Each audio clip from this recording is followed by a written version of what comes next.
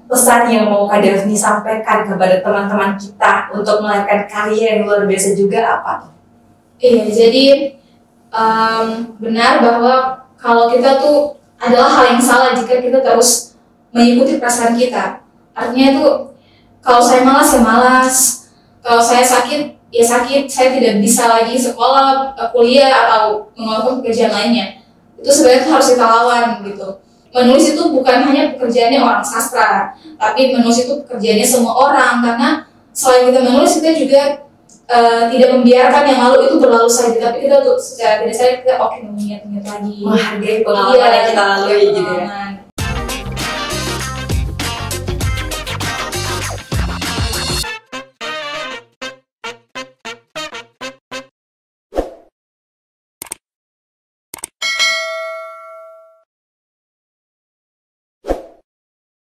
Assalamualaikum warahmatullahi wabarakatuh. Halo semuanya, welcome to podcast Besti Be Smart to Be Inspiring bersama saya Cahaya Nuryanti. Dan pada episode kali ini tentunya saya tidak sendiri karena kita sudah kedatangan seorang penulis muda dari buku tua nih. Ini dia Kak Nur Daphne Hakamisi. Halo Kak, bagaimana kabarnya hari ini? Alhamdulillah baik. Alhamdulillah baik. Alhamdulillah baik. Nah, aduh, sangat excited nih karena seorang penulis muda, masih mahasiswa gitu ya. Nah, saya penasaran nih Kak, kita mulai mengawalinya dengan mungkin Kak Daphne bisa cerita perjalanannya, historinya nih sampai bisa menuliskan buku Tuan ini gimana? Jadi kebetulan pada saya waktu SMP, mungkin 2016, saya itu tergabung dalam komunitas. Jadi awalnya itu komunitas lingkungan. Tapi karena kebanyakan mentor adalah yang berkecimpung dalam dunia literasi, nah makanya beralihlah dari komunitas lingkungan ke komunitas literasi. Terus bekerja sama dengan pakar bahasa, dan dari situ mulailah diperkenalkan dengan buku-buku fiksi, buku-buku teori-teori ringan yang bagaimana pokoknya kita membahas tentang literasi-literasi dini lah pada waktu itu, karena saya juga masih SMP pada waktu itu. Dan saya didorong untuk menulis buku oleh mentor saya, namanya Rahmatia Kadir. Dia juga seorang penulis lokal di Maluku Utara. Dan dari situlah dia mulai, Daphne ayo menulis, lahirkan buku. Jadi jangan hanya menjadi seorang pembaca, tapi menjadi seorang penulis. Dari situlah saya mulai, mulai menulis. Menulisnya itu belum di laptop dalam bentuk naskah, tapi masih di notes. Kayak diary gitu ya? Iya, masih di diary. Jadi di sini tuh dalam buku ini tuh masih ada tahun-tahunnya karena benar-benar ditulis di notes gitu. Nah terus untuk perjalanan untuk penulisan buku sendiri yang paling paling masif itu pada saat kebetulan itu waktu itu corona. Jadi kebetulan tidak ada pembelajaran di kampus di sekolah, ya kan? Semuanya daring ya? Iya, jadi saya meluangkan waktu benar-benar tiap hari tiap hari menulis, dan pokoknya setiap ide yang ada di kepala itu saya tulis di notes. Jadi itulah kenapa ada tanggal di bulan ini itu ada tanggal-tanggalnya, karena memang benar-benar ditulis pada waktu itu, sehingga salah tujuannya itu supaya saya tidak lupa kejadian di masa lalu gitu. Berarti ini mulainya di tahun berapa Kak? Tahun 2016, tapi mulai fokus menulis itu pada awal-awal masuk akhir SMA dan masuk kuliah. Berarti 2020-an gitu. Iya. Berarti sebenarnya buku ini tuh, buku Tuan ini buku fiksi atau non fiksi? Iya, sebenarnya buku ini karena sebenarnya itu menceritakan tentang non fiksi, tetapi karena sudah ditambah-tambah jadilah buku fiksi. Itu awalnya buku ini tuh hanya 80 lembar kalau dalam bentuk naskah laptop. Tapi mentor saya bilang lebih baik karena ini adalah buku non fiksi sehingga ceritanya tuh memang pendek. Nah, Kak, bagaimana kalau ditambah-tambah saja? Jadi jadilah buku fiksi.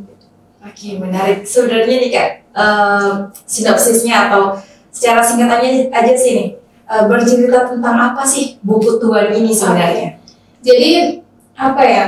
Mungkin pada waktu itu masih zaman-zaman cinta monyet. Jadi saya benar-benar benar-benar fokus di penulisan puisi.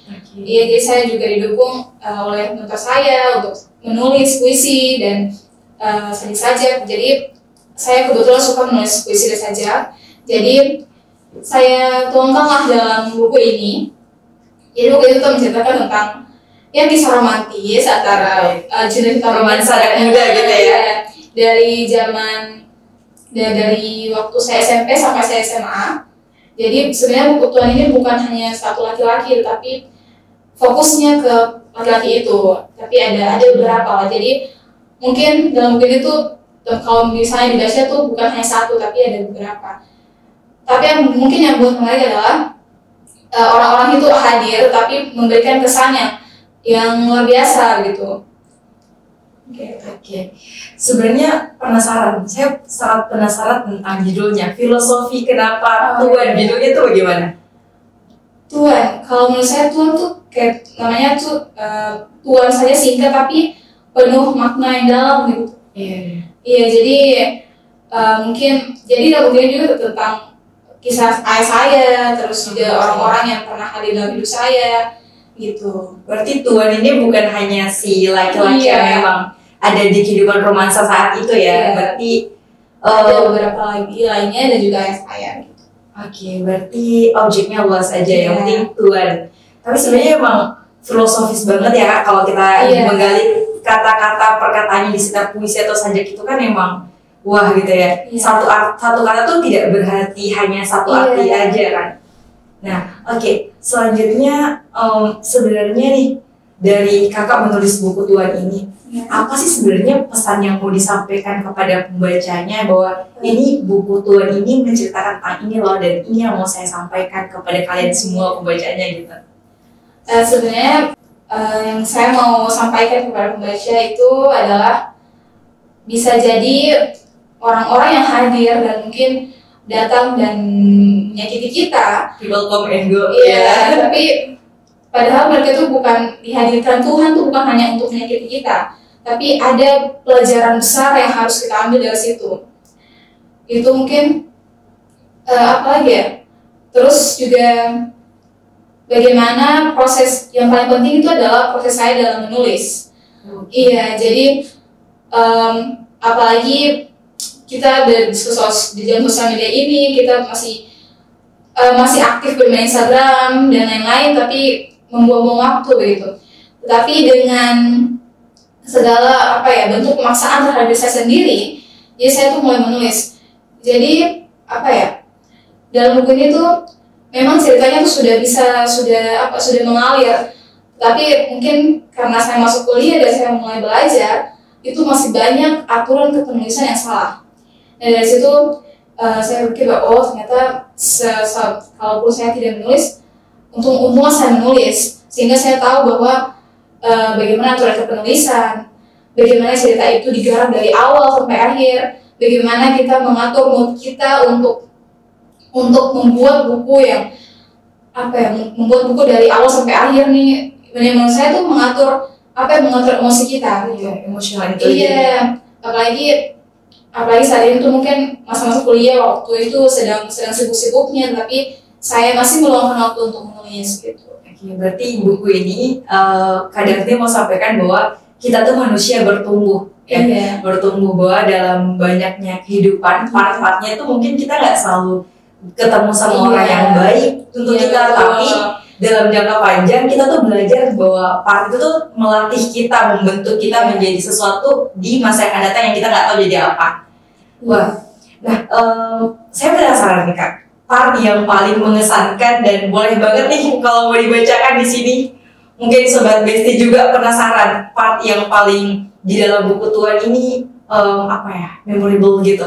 Oke, jadi ini kan mungkin ceritanya tuh ada yang paling paling bisa digarisbawahi lah, adalah bagaimana cerita si Tuan ini. Jadi mereka tuh berdua sudah berkomitmen bersama seorang perempuannya. Menjalin hubungan. Iya, menjalin hubungan, tapi tanpa ada kata maksudnya pacaran gitu, tapi komitmen. Cinta semuanya. Nah waktu itu, tapi sepanjang SMP sampai SMA, si Tuan ini masih menjalani hubungan seperti biasa, tapi pada akhirnya si Tuan berkata bahwa dia sudah menjalin hubungan dengan orang lain. dan dengan hubungan yang bukan 1 tahun tapi 4 tahun lamanya. Iya, jadi mungkin disitulah yang akhirnya menjadi apa ya, part yang bisa ya dia yang utama lah di cerita itu gitu ya. Karena 4 tahun itu bukan waktu yang singkat. Ya, betul. Terus juga bagaimana respon si perempuannya tuh hanya jadi mewakili rasa sakit yang ada tuh di dia. Oke. Menarik banget ya. Artinya bahwa kebanyakan ketika kita sudah masuk di part dewasa tuh kita denial dengan part hidup kita di zaman dahulu yang orang bilang cinta-cinta monyet gitu. Ya sudah lah. Tapi ini mengajarkan bahwa memang gimana kita tuh bertumbuh bukan hanya dengan perasaan yang baik, ternyata kita juga bertumbuh dari rasa sakit itu juga ternyata. Dan orang-orang yang hadir dalam kehidupan kita yang mungkin memberikan rasa sakit itu mungkin kepada mereka lah justru kita harus berterima kasih. Karena dari mereka tuh kita bisa belajar banyak hal bahwa karena saya sudah dijahati jadi saya tidak boleh menjadi orang jahat. Seperti itu. Berarti di sini ada tuan, ada putrinya, gitu ya? Iya, ada orang-orang lainnya juga. Oke. Nah, Kak Daphne kan tadi sempat bercerita bahwa Kak Daphne ini tergolong pada komunitas literasi. Iya. Nah, sebenarnya Kak Daphne menuliskan buku ini ada nggak sih terbesit harapan kayak saya menulis buku ini juga mau meningkatkan literasi teman-teman saya generasi muda gitu? Iya, jadi mungkin yang kita tahu bahwa literasi saat ini masih minim. Iya, betul. Jadi adanya buku tuh itu itu prosesnya tuh gak sebentar. Jadi saya menulis tuh hampir 2 tahun untuk menyelesaikan satu buku ini, dan tidak lain dan tidak bukan itu buku ini hadir karena saya mengembangkan literasi saya, belajar di organisasi pers. Itu kan kita belajar banyak tentang aturan kepenulisan, dan dari situ kebetulan buku itu masih bentuk naskah di laptop, jadi saya mulai edit, itu banyak sekali salahnya. Artinya dalam aturan kepenulisan itu masih banyak sekali salahnya, jadi saya bilang ternyata saya belajar, jadi hadirlah buku ini gitu, adanya literasi, terus juga sebelum menjadi penulis menjadi pembaca dulu gitu ya. Jadi sebelum saya mulai mengembangkan buku ini, itu saya mulai membaca buku-buku sajak-sajak. Jadi akhirnya tuh bukunya tuh banyak, selain ceritanya tuh ada cerita-ceritanya, bukunya juga terdapat sedikit saja gitu, supaya pembaca tuh jangan bosan gitu. Mungkin boleh dibacakan part yang ada sajaknya? Oke, silahkan. Mungkin Sobat Besti juga penasaran nih tentang cantiknya bait-bait kata yang dirangkai oleh Kak Daphne. Singkat aja, yang penting tersampaikan maknanya dari itu.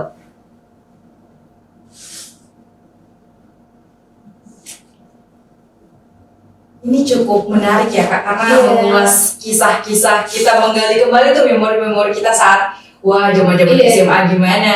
Oke, boleh silahkan. Sajak ini tuh mungkin saya tulis rencananya itu saya mau di awal, tapi karena melihat perkembangan cerita, jadi saya tulislah di akhir gitu. Oke, silahkan. Mungkin bunyinya, ketika takdir membawa kedatangan, maka tidak akan ada yang bisa menolak hadirnya sebuah kehilangan. Oke, itu garis besar perwakilan dari cerita ini. Intinya kita belajar bahwa people come and go itu tidak selalunya buruk, karena kita belajar untuk bertumbuh juga melalui part yang itu gitu ya. Walaupun ada sedih-sedihnya, betul, ada struggle-nya. Tapi itulah yang penting. Tapi kita juga harus let go gitu ya. Ya, betul banget. Nah, tadi Kak Daphne tergabung di komunitas literasi, dan pasti di luar dari komunitas kakak dan teman-teman yang lain generasi muda juga pasti banyak nih yang sekarang masih berjuang nih Kak untuk menulis.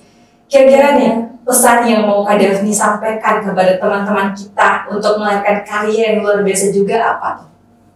Jadi benar bahwa kalau kita tuh adalah hal yang salah jika kita terus mengikuti perasaan kita.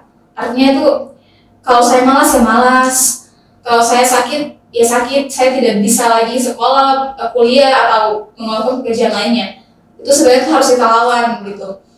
Jadi mungkin salah satu tips ketika saya menulis waktu itu adalah saya membuat setiap saya membuat notes. Jadi membuat notes, jadi punya deadline yang harus diselesaikan pada waktu itu. Jadi pengeditan halaman sekian harus selesai sekian.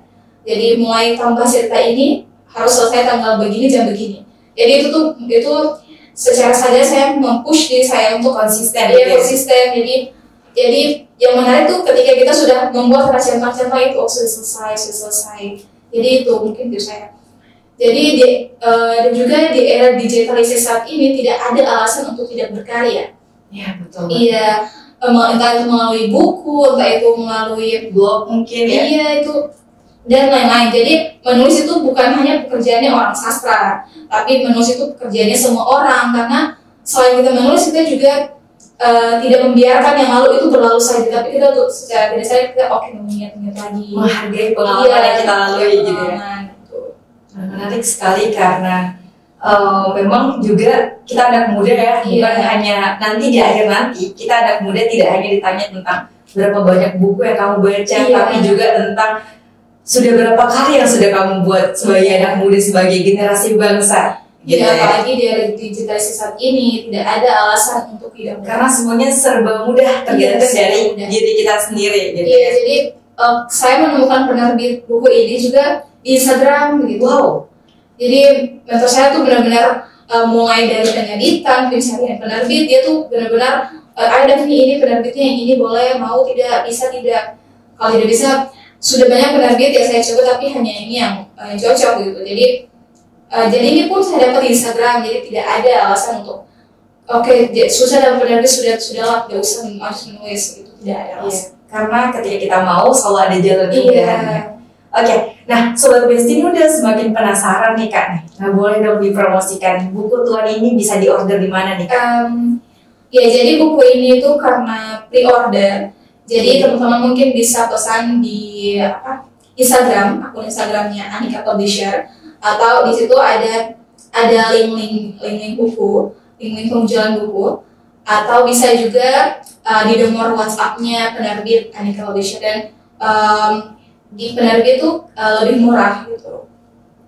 Atau bisa juga nih dipromosikan Kak akun Instagramnya supaya teman-teman bisa lebih tahu nih gitu. Akun Instagram saya? Iya. Jadi akun Instagram saya tuh Daphne Hamisi, Daphne pakai Y, Hamisi sambung. Wah luar biasa nih Kak. Tapi yang terasa ternyata kita sudah di penghujung waktu nih. Aduh sangat banyak sekali saya belajar terkait dengan cerita-cerita Kak Daphne tadi. Baru di spoiler aja nih udah penasaran deh gimana. Aduh semakin menggebu-gebu nih, penasaran untuk bisa baca.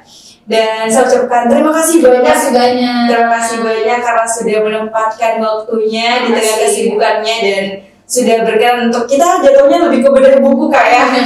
Tapi semoga ini bisa tersampaikan pesannya kepada Sobat Besti semuanya. Sekali lagi terima kasih dan ditunggu karya selanjutnya, buku setelah ini. Aduh, insya Allah ya, semoga ya kita bersama berjuang sebagai generasi muda.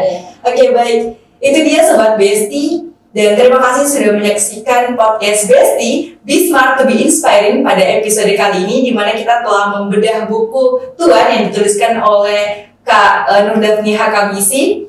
Dan nantikan episode selanjutnya hanya di channel YouTube Malutos TV. Saya Cahaya Nuryanti pamit undur diri. Wassalamualaikum warahmatullahi wabarakatuh. See you next time.